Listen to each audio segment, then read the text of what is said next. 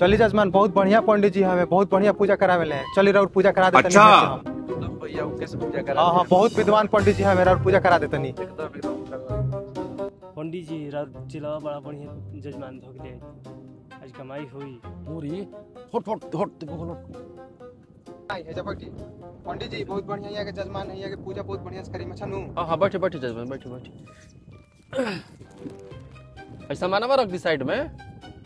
बहुत कीमती सामान तो उसे कहा पूजा के जगह पर हमारा चोरी होला साइड में रख दी हम वैसे सब एकर में कोनो दिक्कत नहीं करो साइड में रख दी घबराई मत कुछ ना होई चली आ 101 रुपया संकल्प के निकाली चली ली है चंदन करी टीका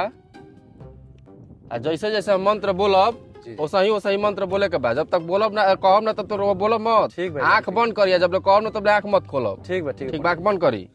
हाथ जोड़ ली हाँ हाथ जोड़ के आंख बंद करी जब तक कहब ना तब आंख मत खोलब